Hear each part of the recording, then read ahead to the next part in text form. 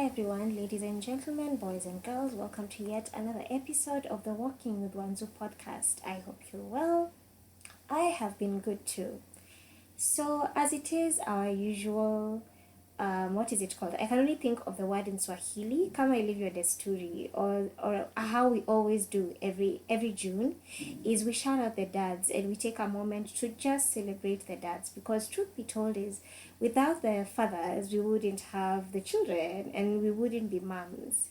So it's very important, I always think, to take a moment to pause and to appreciate people. I think it's good to appreciate them every day when it's not just a certain holiday that is meant to commemorate them, but also find small ways in our day-to-day life that can show them that they are appreciated, that they are seen, and that they are heard, and that they are special.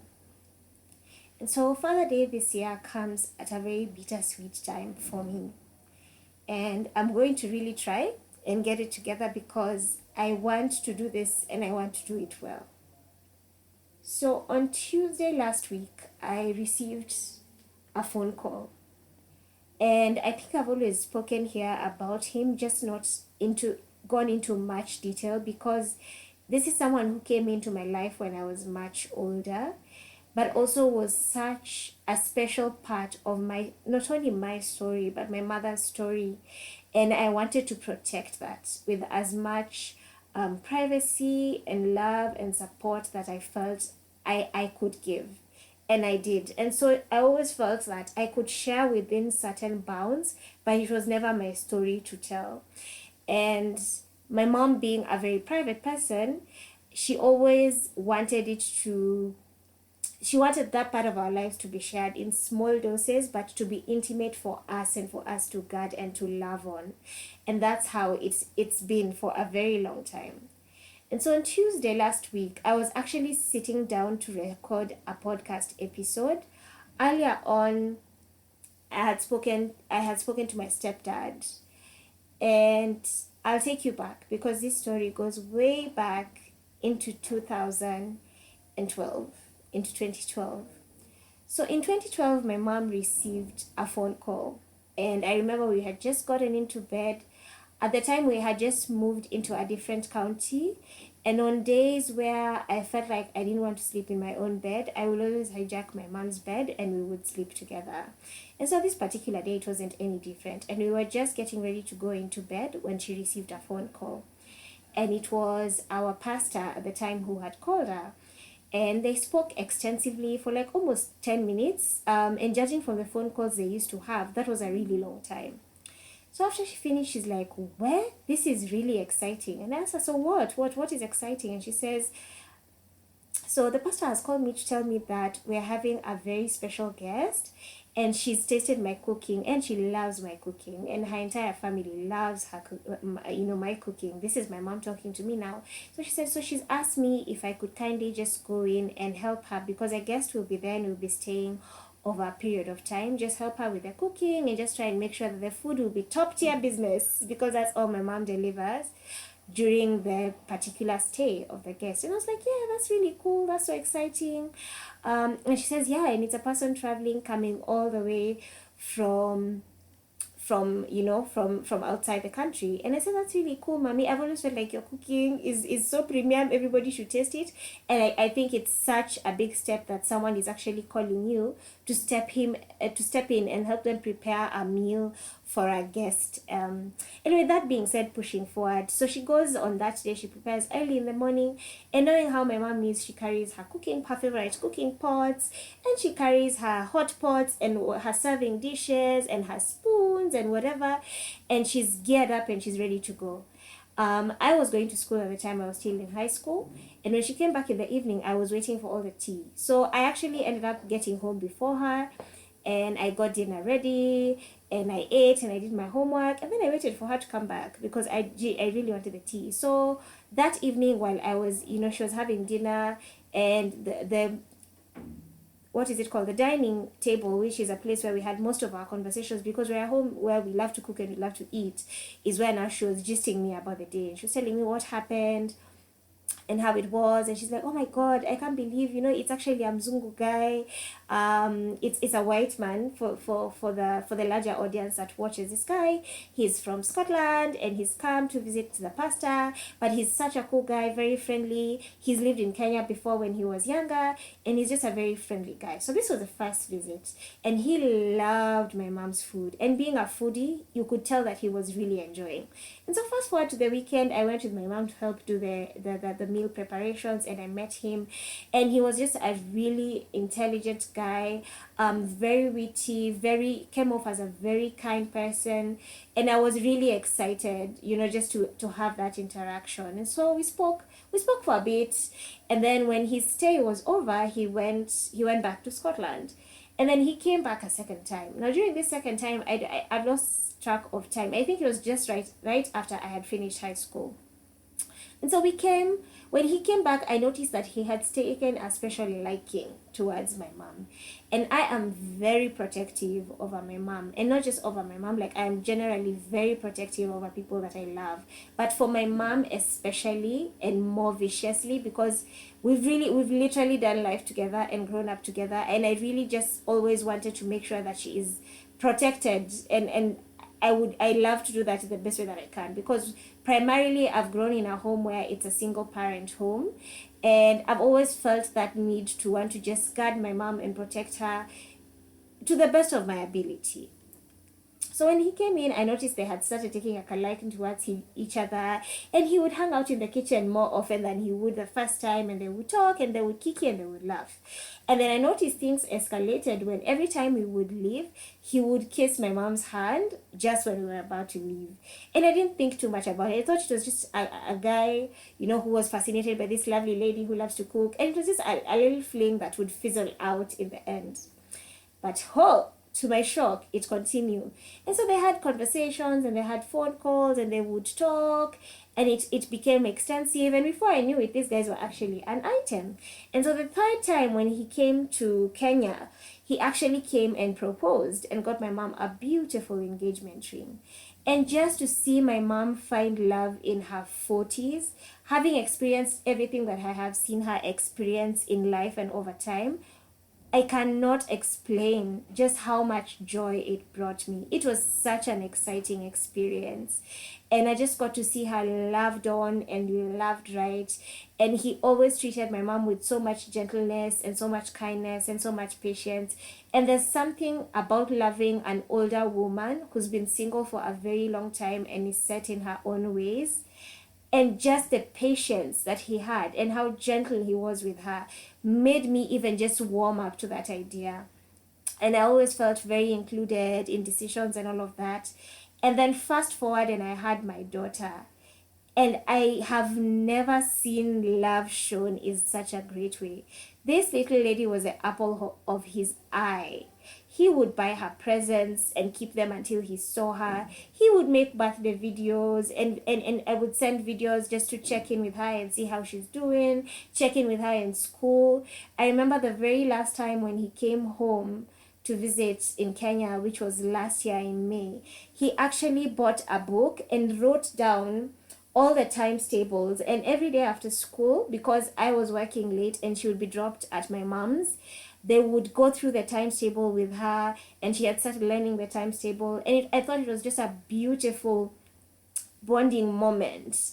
And so this later came to be my stepdad, and I'm telling you, with the love and the care and the covering that he gave my family, it really boosted like how I felt. I felt like, because my love life hasn't been the best, and I've never had a relationship with my biological dad, for reasons that perhaps I'll share one day again on here, is he took it up, and he took it up with so much grace and so much kindness, and he loved us with all he had. And it felt so good, and to be affirmed in whatever little way, and how he always used to check in with me. And I mean, of course, we had our small friction here and there, because I wasn't used to having a man in the home. And so when certain questions were asked, like, why are you late? Is everything okay? Of course, it was met with a bit of resistance from my end. But for the larger part, I really, really felt like he was an answered prayer. and not so much for me, but for my daughter and for my mom. And I just loved to see them experience that. It felt so good to have a balance in the home where, coming from a deeply matriarchal home and extensively even among my mom's siblings, it was such a breath of fresh air to have our dad, our person, our patriarch, however much later on in our lives he came in, but he filled us with so much joy. And so, over the last couple of months, he's been battling a chest infection that was coming in and out, and he was on medication. And so, sometime a few weeks ago, I think it was 2 weeks ago, he called me, and I remember him running short of breath, which was kind of also normal because he was a bit advanced in his age, and he had been having small health issues here and there, but nothing too serious. There have been a few times where he was in hospital and he pulled through. And so when he called me and told me, I think that cough has gotten a bit too intense, and I just want to go to hospital and see what it is that they can do for me. And I said, okay, are you taken care of? Is everything okay? Because he doesn't live with us in Kenya. And he said, yes, I'm fine. Everything is taken care of. I'll just go to hospital and then I'll let you know. I'll update you and let you know how it goes. And so he went into hospital. I wasn't able to reach him for a while, but my mom found a way to be able to contact him. But on Tuesday, my mom called me in the evening and she said, Mom, I don't think your stepdad is doing really well. Your stepbrother just called me and he's saying, and I could see from looking at him that he had been crying. So I don't think he's doing really well. And I said, okay, that's not really, that's it kind of scared me. And I was like, okay, then let's do a joint WhatsApp video call. So I'll call you or I'll call him and then I'll add you to the call, and we can all just talk to him together and encourage him and love on him and then let him rest, because I feel like he could really just use a lot of rest and care. And just like every hospital visit, nothing crossed our minds about anything tragic happening. And so when I called him, I couldn't get access to my mom. So I just spoke to him and we had a nice little short chat. And I remember I kept telling him, no, don't talk too much, save your strength. We love you, we're praying for you, and you're going to be fine. I'll call you tomorrow just to check in. But I remember my heart dropped when the video was turned on and I saw him with an oxygen mask. He was on oxygen, and that really took me aback because I could tell he was really sick than I had actually thought, and then he was initially presenting. And so I just loved on him, I told him rest and I'll check in with you tomorrow. And then of course after that he spoke to my mom, and he spoke to her for the better part of the night because we are a few hours ahead of Scotland. And so they spoke, and she told me he told her, just don't go offline, please. Let me be able to reach you when I need to reach you. And after speaking to him, and then when they called me a second time, I spoke to him as well, and I went to bed. I was like, okay, I don't even think I'm going to record anymore because the recording was interrupted when I got the second phone call. I'll just shower and go to bed, and then I'll try and record tomorrow. And for some reason, I had put my phone on silent. And so I went to sleep, but I had set my alarm on a different phone. And I went to sleep and thought nothing of the day. I was like, okay, he's going to pull through. And I prayed and I went to sleep. And I wake up because my alarm rang at 5 a.m. That's on Wednesday morning. And I look at my phone and I see a missed call from my mom. And then I see 2 WhatsApp messages, one from my stepdad's number. And then, I'm sorry guys if I'm getting emotional. So one from my stepdad's number, and then another one from my mom's number. And you didn't have to tell me. I just remember saying, oh no, and jumping straight out of bed because my daughter was in the bedroom with me and I didn't want to wake her up or interrupt anything. And I came to the living room. And immediately I called my mom because I opened the WhatsApp message and my stepbrother had told me, I've been trying to reach you, but I don't have proper signal. And I just wanted to let you know that shortly yesterday, after speaking to Dad, he passed on. And then I called my mom and I told her, I've just seen your message, I've gotten your message. And of course I was checking in on her because I don't live close to her. And just to let her know that I already know now. And, just to give her whatever form of comfort that I could. So that happened, and I call one of my cousins, and we just talk, and I kind of try to sit now and process everything. So I took my daughter to school the next morning. I didn't think it was wise to tell her that morning. I had purpose to tell her that evening. But after consulting further with people who know her and know me, we thought it would best to just let her go through the school week and then tell her towards the weekend so that I would be there to support her as she processes. And when I tell you, I have dealt with a lot of hard things in my life, but I've never dealt with grief.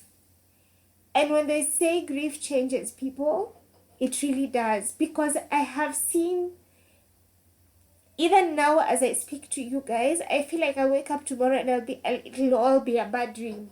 But it's not. It's the reality of life. We come to this world, we live to the best of our ability, and try and get